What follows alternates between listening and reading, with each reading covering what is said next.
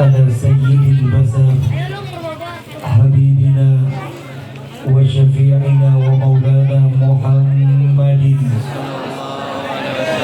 وعلى آله وأصحابه الكرام الذين ساروا في نصرة الدين سيرا حثيثا. سبحانك لا علم لنا إلا ما علمتنا إنك أنت العليم الحكيم. رب اشرح لي صدري ويسر لي أمري واحلل عقدة من لساني يفقهوا قولي. أما بعد. Sadatul kiram yang sama-sama kita muliakan, para alim ulama, para asatidzah. Bahasa Arab, bahasa Indonesia, bahasa Inggris ada perubahan kata. Makan itu kata kerja, berubah makanan menjadi kata benda. Kalau dalam grammar bahasa Inggris eat, ate, eaten. Nah, dalam ilmu shorof, dalam ilmu gramatikal bahasa Arab ada perubahan kata. Syafaat itu asal katanya syafa'a yashfa'u syafa'atun. Secara bahasa syafaat itu artinya didul witri, lawan kata dari ganjil. Berarti apa? Allah mudahin jemaah betul-betul punya manfaat Allah. Syafaat diambil dari kata yasyafa'a yashfa'u syafa'atun. Secara bahasa syafaat itu artinya didul witri, lawan daripada ganjil, artinya genap. Ustaz, masa syafaat artinya genap? Kalau kurang yakin, nanti dibuka Al-Quran nomor urut ke-89. Nama surahnya surah Al-Fajr, ayat ke-3. Surah Al-Fajr ayat berapa? 3. Bismillahirrahmanirrahim. Lemas amat ini. Mentang-mentang habis hujan ya. Kalau di Mesir tuh ada qori. Kayak tadi guru kita baca Quran tuh semangat Allah.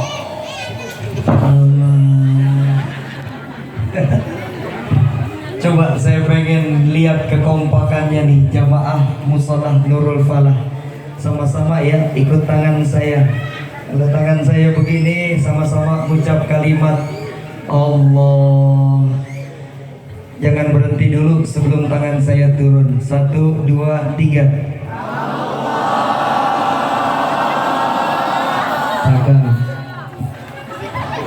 Bismillahirrahmanirrahim.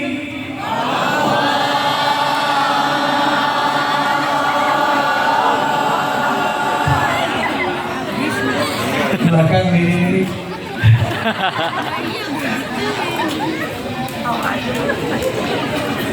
Dalam surah Al-Fajr ayat ketiga Allah berfirman, wasyaf'i wal watr, dan demi yang genap dan demi yang ganjil. Maka syafaat kalau secara bahasa artinya genap. Adapun secara istilah, syafaat itu adalah makhluk atau amal ibadah yang dapat menolong manusia baik di dunia maupun di akhirat atas izin Allah Subhanahu wa ta'ala. Pelan-pelan. Saya kalau ceramah tuh nggak mau cuman ketawa ketiwinya doang Pak, tapi biar kita pulang ada ilmu manfaat bisa kita bawa.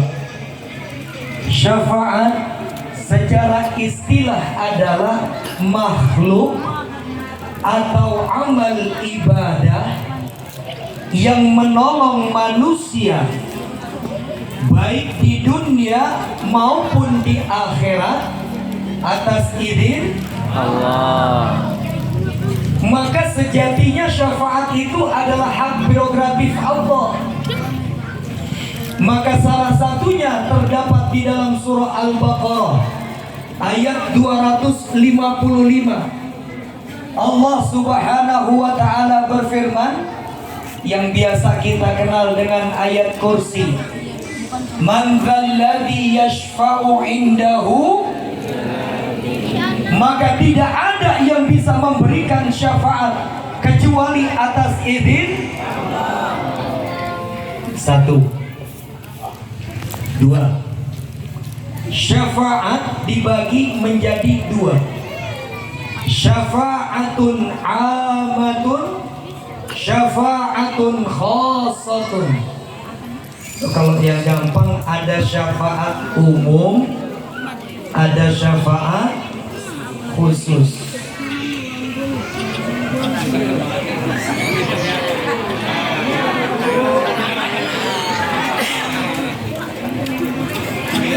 Ini kalau kopi udah keluar bisa sampai jam 12. Lanjut. Nggak apa-apa. Baik. Syafaat dibagi menjadi dua. Ada syafaat umum, ada syafaat khusus.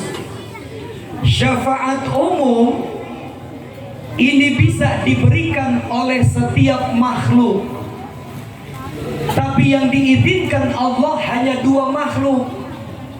Apa itu? Yaitu malaikat dan manusia.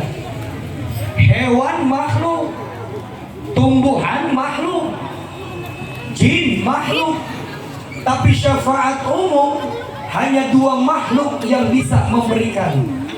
Yang pertama malaikat, dan yang kedua. Sedangkan syafaat khusus, syafa'atun khasah, hanya satu makhluk yang bisa memberikan, yaitu baginda Nabi besar Muhammad yang kita kenal dengan syafa'atul uzma. Apa bedanya syafaat umum sama syafaat khusus? Kalau syafaat umum ini bisa jadi diizinkan, bisa jadi nggak diizinin sama Allah. Tapi kalau syafaat khusus yang milik Rasulullah, sudah pasti Allah mengizinkan. Bedanya tiga. Syafaat itu bisa diberikan di 5 waktu, di 5 tempat. Yang pertama, syafaat itu diberikan di dunia. Yang kedua, di alam barzah atau di alam kubur. Yang ketiga, yaitu di padang mahsyar. Yang keempat, yaitu saat menyidi menjembatani siratal mustaqim. Dan yang kelima, di surga dan neraka. Yuk, saya mau tes dulu nih, kira-kira ingat gak ya? Syafaat ada berapa?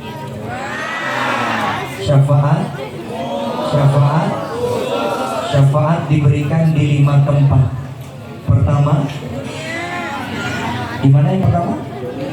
Kedua, ketiga, yang keempat di jembatan Siratal Mustaqim. Yang kelima, alhamdulillah. Nah, sekarang kita bahas urai atu-atu. Yang pertama, syafaat yang ada di dunia. Pemahaman kita pemahaman kita selama ini syafaat itu entar di hari kiamat. Ternyata syafaat itu sudah ada sejak di dunia. Kapan itu? Rasulullah SAW dalam hadis riwayat Imam Muslim, baginda Nabi bersabda, "Ma min muslimin yamutu shalla alaihi adadun minal muslimina." Nabi mengatakan, apabila ada seorang muslim meninggal dunia, lalu apa yang terjadi ketika dia wafat? Shalla alaihi adadun minal muslimin, disolatin oleh sekelompok orang muslim, yablughuna mi'atan, orang-orang muslim yang menyolatkan jenazahnya sampai 100 orang. Maka Nabi mengatakan, kulluhum yashfa'una lahu, itu yang menyolatkan, memintakan syafaat untuk si mayit. Bagaimana caranya? Saat sholat jenazah, orang-orang yang nyolatin berdoa, Allahumma gfir lahu warhamhu wa'afihi. Atau kalau jenazahnya perempuan, Allahumma gfir laha warhamha. Maka apa yang terjadi? Nabi mengatakan, illa syufi'u fihi, maka ini jenazah, ini mayit diberikan oleh Allah syafaat berkat orang-orang yang menyolatkannya. Maka Allah hapuskan dosa-dosanya dan dia meninggal husnul khatimah dan dijauhkan dari azab kubur.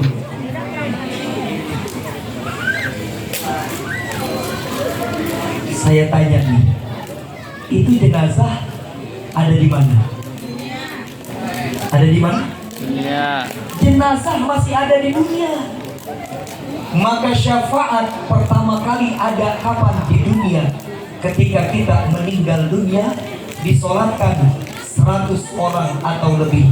Meskipun ada dalam riwayat lain yang menyolatkan minimal 40 orang.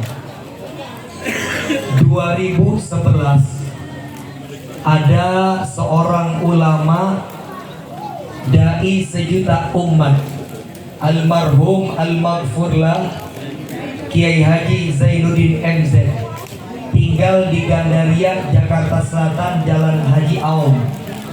Ketika beliau meninggal, itu yang nyolatin Bapak Ibu ribuan orang.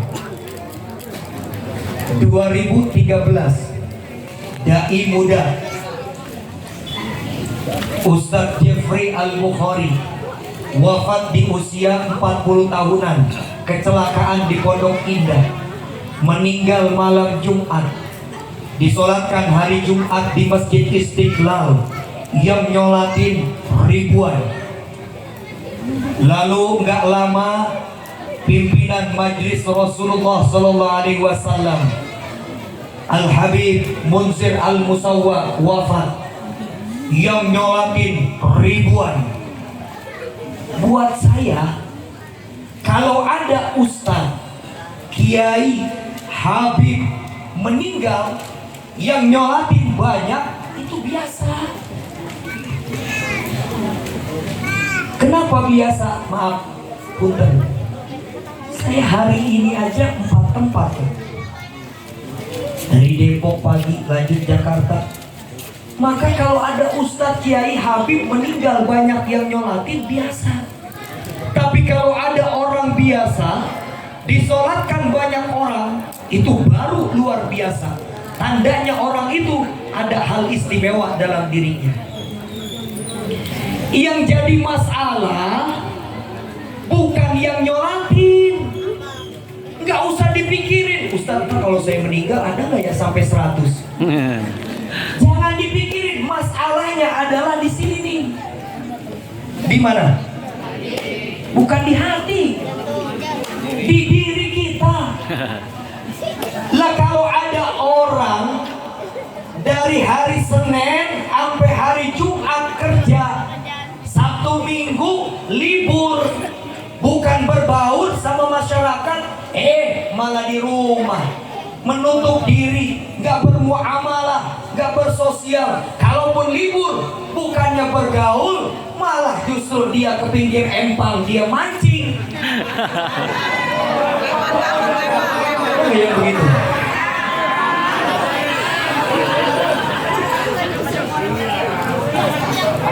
Pak, ini tadi barusan saya dikirimin nih.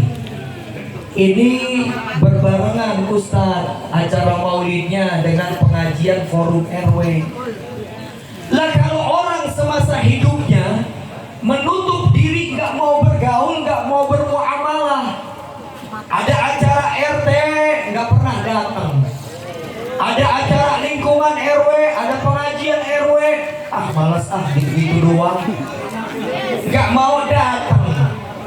Acara lingkungan 17 Agustus nggak mau datang juga. Acara kegiatan di masjid, peringatan maulid, boro-boro nyumbang, datang aja kagak mau. Ada yang model begitu? Di mana? Jauh. Rancet. Begitu meninggal diumumin sama DKM Nurul Falah, innalillahi wa inna ilaihi rajiun, telah berpulang ke rahmatullah fulan bin fulan. Nah, di alamat Blok B RT 9. Kata tetangganya tuh yang meninggal siapa ya? Itu Bapak Anu. Yang mana sih orangnya? Nggak akan ada yang kenal, Pak.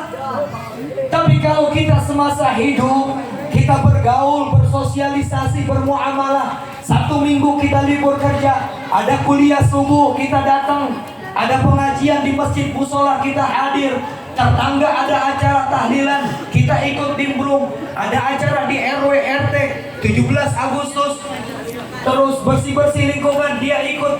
Meninggal dunia, Allah yang akan gerakan. Jadi bukan masalah orang yang nyembayangin, masalahnya di mana nih? Kan ada pengajian nih, forum RW. Ayo, jangan dianggap remeh nih. Kita punya waktu hadir. Kalau memang pas lagi mungkin sakit atau ada halangan, boleh lah. Yang kedua, bagaimana caranya nih biar kita meninggal dunia yang nyembayangin banyak? Yang kedua, selain bermuamalah, bersosial, kita doa sama Allah. Ya Allah, setiap habis sholat minta, wafatkan saya ya Allah husnul khatimah. Wafatkan saya ya Allah di hari mulia, hari Jumat. Orang kalau meninggal hari Jumat, Pak, nggak perlu undang orang. Disolatin di Masjid Al-Fat, selesai sholat Jumat, itu bukan lagi 100, 200, ratusan orang, bahkan ribuan yang nyolatin. Maka tambahin dalam doa kita agar diwafatkan pada hari yang baik, yaitu hari. Semoga kita semua yang hadir meninggal husnul khatimah, wafat hari Jumat. Mau nggak meninggal hari Jumat? Ini hari apa sekarang? Sabtu, Minggu, Senin, Selasa, Rabu, Kamis. Ini saya yang lebar sedikit, Pak. Ya, saya yang lebar sedikit. Ada orang-orang yang saat meninggal dunia itu bukan lagi manusia yang nyembayangin, tapi malaikatnya Allah. Siapa? Salah satunya Uwais Al-Qarni. Uwais Al-Qarni ini saat meninggal dunia disolatkan oleh para malaikat itu. Apa amalannya Uwais? Uwais itu punya orang tua, punya ibu. Ketika ibunya pengen haji sama Uwais Al-Qarni, Uwais ini tinggalnya di Yaman. Bayangin, dari Yaman digendong ibunya sampai ke kota Mekah. Cobain dah, besok pagi gendong bini sampai depan jalan.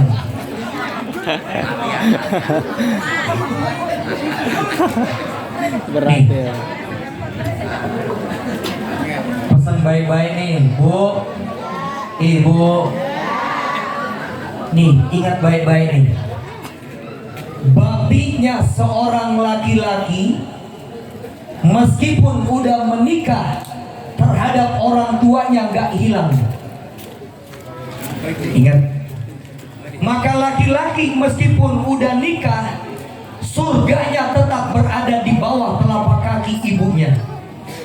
Tapi seorang wanita kalau sudah menikah, maka baktinya terhadap suami, maka surganya seorang istri ada di bawah telapak kaki suaminya. Ini kadang ada istri suaminya bakti sama ibunya. Suami baru dapat gaji, transfer ke ibunya. Bininya merengut, aku kan istri kamu, kalau mau kirim ke ibu bilang-bilang dong ke aku. Kayak apa aja aku nggak dianggap. Ada nggak istri model begini?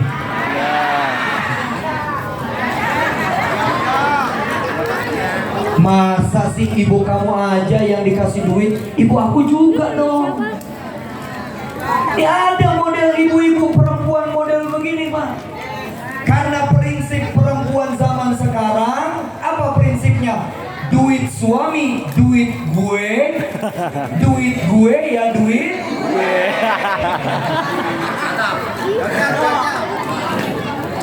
Maka kalau udah masuk kantong mereka, Pak, hati-hati gak bisa keluar lagi.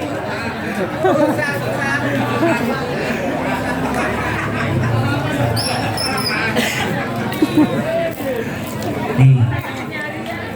Yang kedua lebih hebat lagi, Pak. Bukan cuma disolatkan jenazahnya oleh para malaikat Allah, tapi jenazahnya dimandikan para malaikat Allah. Masya Allah. Siapa? Sahabat ini namanya Khanzalah. Ketika ada perperangan, Khanzalah meninggal mati syahid. Begitu diangkat jenazahnya, apa yang terjadi? Dari tubuh Khanzalah menetes air. Sahabat nanya, Rasul, ini jenazahnya Khanzalah kenapa? Nabi mengatakan, jenazahnya qadikta salahul malaikah, udah dimandikan oleh para malaikatnya Allah.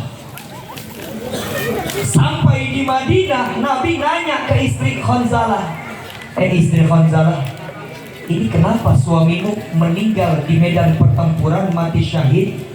Itu jenazahnya sampai dimandikan oleh para malaikat Allah. Maka ini istri Khanzalah bilang, Rasul, aku dan Khanzalah itu pengantin baru. Malam kami barusan saja berhubungan. Selesai berhubungan, belum sempat Khanzalah itu mandi junub, datang panggilan jihad di jalan Allah, li'ila'i kalimatillah. Langsung ambil baju perang, berangkat Khanzalah ke medan pertempuran. Tiba-tiba di medan pertempuran, Khanzalah mati dalam keadaan syahid. Maka Allah pengen mensucikan jenazah Khanzalah. Bagaimana caranya? Maka ketika wafat, jenazah Khanzalah dimandikan oleh para malaikatnya Allah. Boleh nih Bapak kalau mau nyoba. Ntar malam hubungan, terus besok langsung ke Palestina.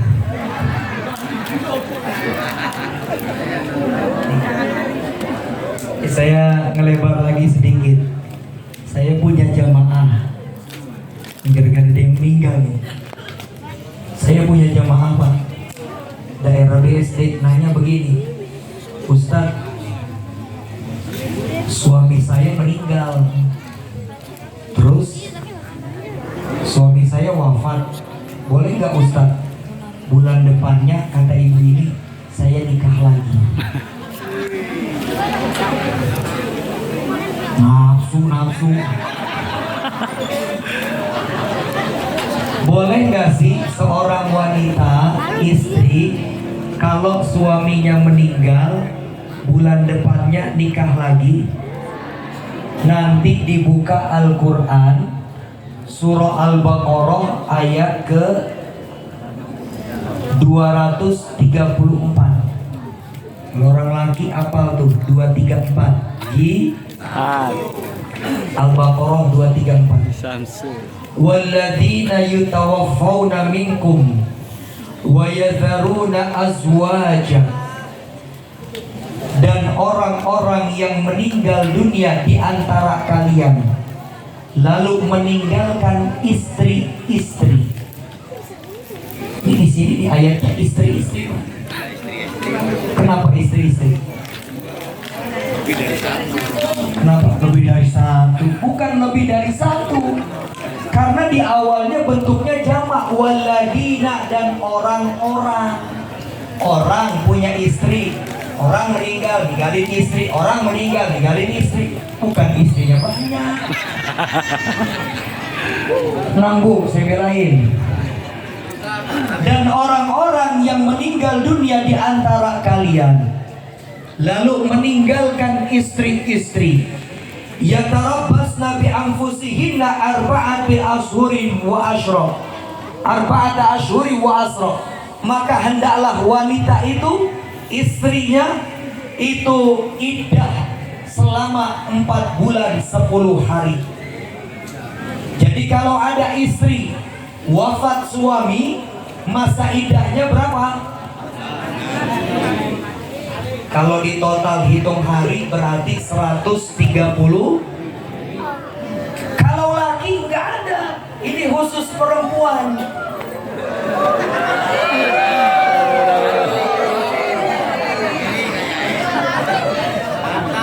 Bu, Ustadz kok Islam nggak adil, cuman perempuan doang?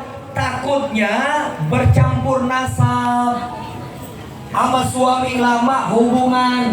Habis hubungan seminggu kemudian suaminya meninggal, 2 minggu kemudian nikah lagi, hubungan, hamil, maka gak ketahuan ini anak almarhum atau anak suami kedua. Kan yang lagi ramai sekarang begitu. Neng Lisa nuntut pertanggung jawabannya si Akang Ridwan. Ini anaknya Akang, sampai tes DNA. Makanya itu Allah jaga kemuliaan perempuan. Maka setelah wafat suaminya ada masa Terus kalau laki-laki gimana Ustaz? Boleh nggak kalau istrinya meninggal dunia bulan depannya nikah lagi? Boleh nggak Pak? Bu, boleh nggak? Coba konsentrasi ke saya nih. Ini suami, ini istri, istrinya meninggal. Boleh nggak suaminya bulan depan nikah lagi? Jangankan bulan depan, minggu depan juga. Jangankan minggu depan, besok juga. Jangankan besok, masih hidup juga.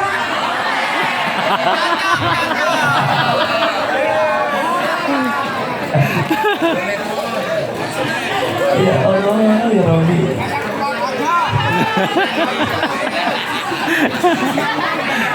Ya, kita baca salawat dulu ya. Salli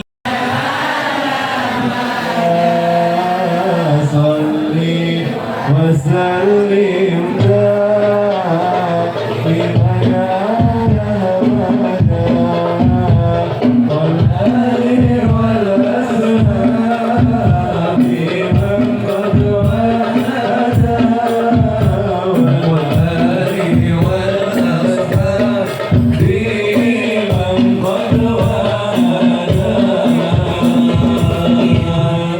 Ibu, bapak-bapak harus saling percaya. Bapak berangkat kerja, ibu nggak boleh pakai curiga. Ibu jangan ngomel aja kalau bapak pulang kerja. Takut pulang kerja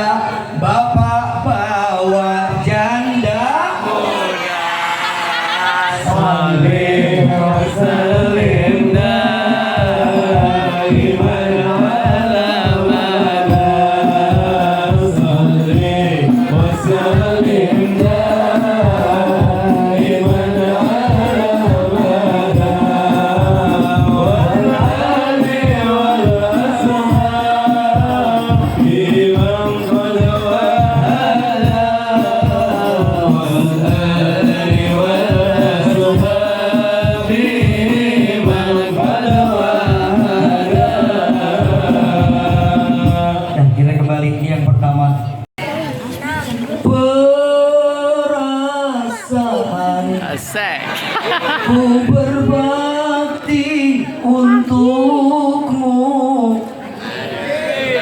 makan pagi ku siapkan semua. Kalian ini mati atau hilang perasaanmu, atau memang pindah ke lain hati, lalu aku harus masa si aku apa tuh yang didengar dangdut mulu, bukannya Al-Quran. Giliran disuruh nerusin lagu pada apa? Tapi coba kalau disuruh nerusin Al-Quran. Bismillahirrahmanirrahim. Wa nunazzilu minal Qur'ani ma huwa shifaa.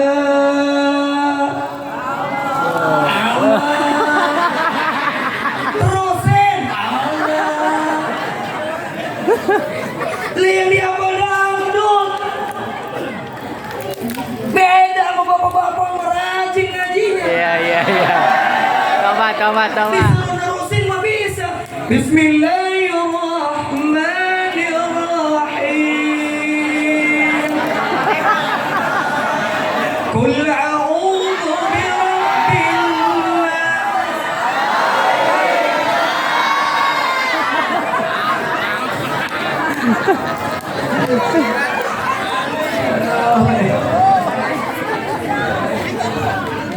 Oh, dangdut mulu dilihat. Masya Allah ya Rabbi. Ya, kita baca Al-Quran. Pintar akan menjadi syafaat di alam kubur. Begitu saat kita dikebumikan, apa yang terjadi di dalam hadis riwayat Imam Abi Daud, hadis qudsi, Allah berfirman, ya arda la ta'kul lahma abdi. Kata Allah, bumi, jangan kau coba-coba makan daging hambaku ini. Bumi ngomong sama Allah, ya Rabb, fa kaifa akulu lahmahu wa amal Qur'an baina janbayhi. Bagaimana kami berani makan daging hambamu ini? Jangankan makan, nyentuhnya saja, kata tanah kuburan, saya nggak berani. Kenapa? Karena Al-Quran menjadi syafaat untuknya. Maka kalau kita pengen selamat di alam kubur, dapat syafaat, ayo udah dikasih tahu rahasianya sama Nabi. Rajin-rajin baca Quran. Agar apa? Kelak kita di alam kubur bisa selamat. Syukur-syukur setiap malam gak ditinggalkan surah Al-Mulk. Karena Nabi mengatakan surah Al-Mulk itu hiyal mani'ah, hiyal munjiyah. Surah Al-Mulk itu al-mani'ah, penghalang antara dirimu dengan api neraka. Wahyal munjiyah, dan dia adalah penolong yang memberikan syafaat di alam kubur. Ya, rajin-rajin baca Quran sama-sama. Mau berangkat kerja habis subuh, nggak usah banyak-banyak dah, 3 ayat 5 ayat, nggak sampai 5 menit. Kita baca 3 ayat 5 ayat rutin. Ya, nggak apa-apa. Yang pendek-pendek kita baca tiap hari. Jangan sampai tinggal dari Al-Quran. 2. Yang ketiga, ada di mana tadi syafaat? Di padang mahsyar. Nabi mengatakan, yub'atsun nasu yaumal qiyamah. Pada hari kiamat nanti, kata Nabi, manusia akan kembali dihidupkan oleh Allah dalam keadaan yang pertama khufatan, enggak ada satupun saat saat dibangkitkan oleh Allah manusia yang pakai alas kaki alias Ker. Yang kedua uratan, saat dibangkitkan tidak ada satupun yang memakai pakaian. Kira-kira kalau samping Ustadz nanti Dewi Persik, Ustadz kira-kira ngelirik apa udah? Kira-kira Ustadz ngeliat nih? Ngeliatnya lama apa sebentar? Lama. Ini bukan bercanda Pak, ini ditanyakan sama Sayyidah Aisyah, ya Rasulullah, ayang suruh ba'duhum ba'duh. Nabi, apa nggak saling lirik nanti kalau kita dibangkitkan tanpa sehelai pakaian? Apa kata Rasulullah? Wal amru yauma idzin a'zam. Boro-boro kalian akan mikir ke situ. Semua dalam Al-Qur'an dikatakan yauma yafirul mar'u min akhi wa sahibatihi wa bani. Nggak peduli sama anaknya, nggak peduli sama pasangannya, nggak peduli kepada orang tuanya, mikirin nasibnya sendiri-sendiri. Yang gampang begini nih, kita kemarin demo bareng nih, satu RT nih, satu RW kita bareng demo, terus bentrok, aparat ngelempar apa namanya gas air mata, kan kita kocar kacir kabur. Itu boro-boro kata RT, gue lari sendiri, gue amat. Bener gak? Ini masih di dunia. Apalagi nanti udah gak mikirin keluarga, bodo amat dah. Mempertanggungjawabkan apa yang telah kita lakukan di dunia. Dan yang ketiga, gharlan, maaf, laki-laki kelaminnya akan kembali nutup. Gak usah dibayangin Bu.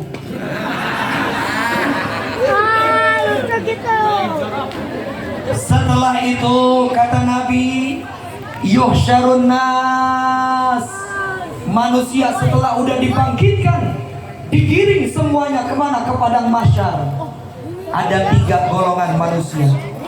Yang pertama sinfan musyatan, ada yang setelah dibangkitkan ke padang mahsyar jalan kaki.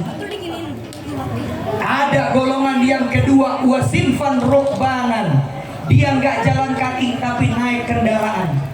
Ada yang bilang kendaraan yang ditaiki adalah hewan kurban yang disembelih pada saat hari raya Idul Adha. Dan yang ketiga, naudzubillah, mudah-mudahan bukan kita. Siapa yang ketiga ini? Sinfan yang sudah ala wujuhihim, kepalanya dibenamkan di tanah lalu diseret oleh malaikat Allah menuju padang mahsyar. Sampai di padang mahsyar itu manusia wa kullun nasi jasiyah, manusia semuanya duduk begini. Apa nih? Bersimpuh. Kan kalau sekarang pada sila nih, Bapak Ibu kalau mau selonjoran kakinya dikedepanin gak apa-apa. Ya namanya duduk dari habis Isa, saya mah maklum aja. Gak usah takut pakai dibilang gak sopan, enggak, saya izinkan. Ya kalau mau diselonjorin boleh. Soalnya saya tadi saya lihat sila salah, ini salah, selonjoran juga salah. Kurang atuh tungkur doang di belakang. Gak apa-apa kalau mau selonjoran. Maka setelah dikumpulkan di padang mahsyar dalam keadaan duduk bersimpuh, Nabi mengatakan tudna syamsu bainal abdi kamidalil, maka Allah turunkan matahari di atas kepala kita. Sekarang jarak matahari dari bumi itu jutaan kilometer. Nanti di atas kepala kita bagaimana panasnya.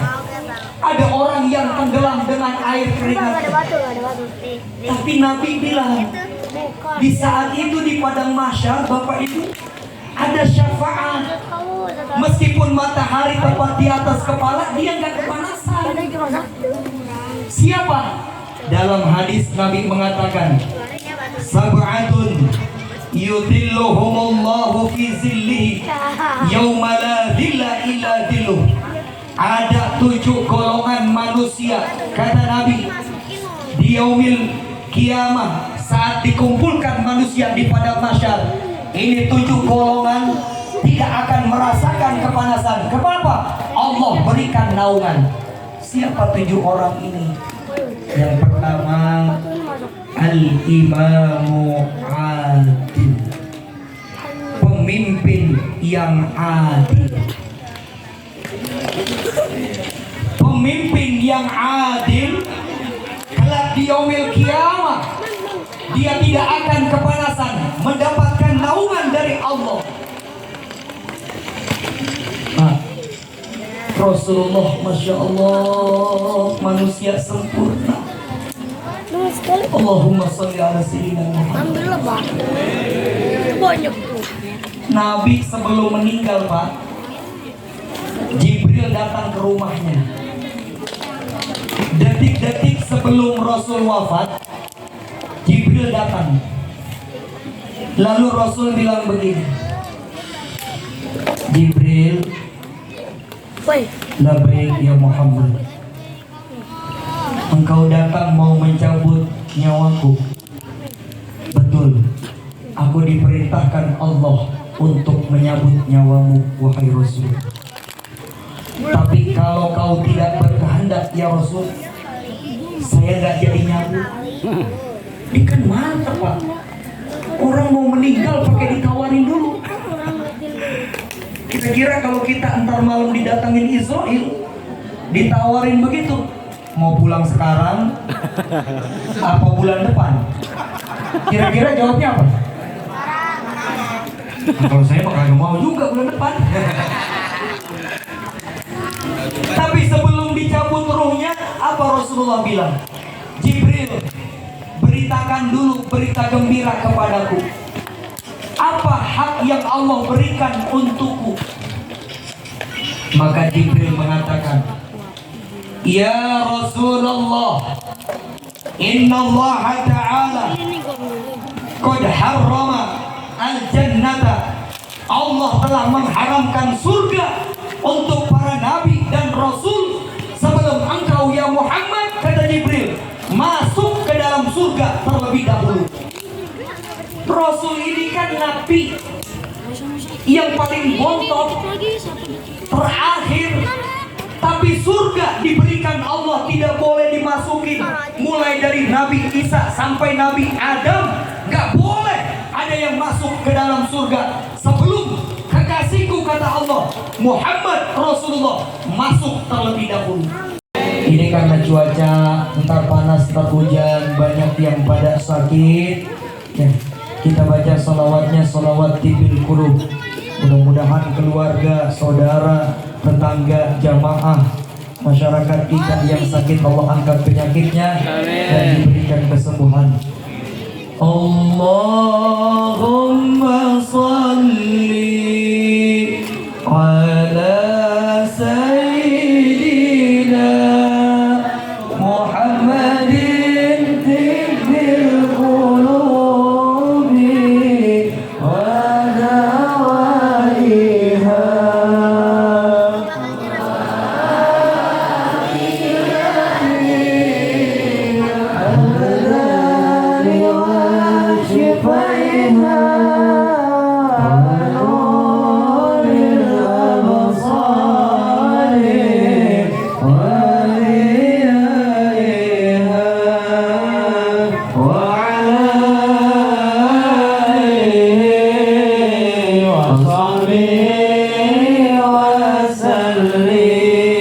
Kita baca sekali lagi.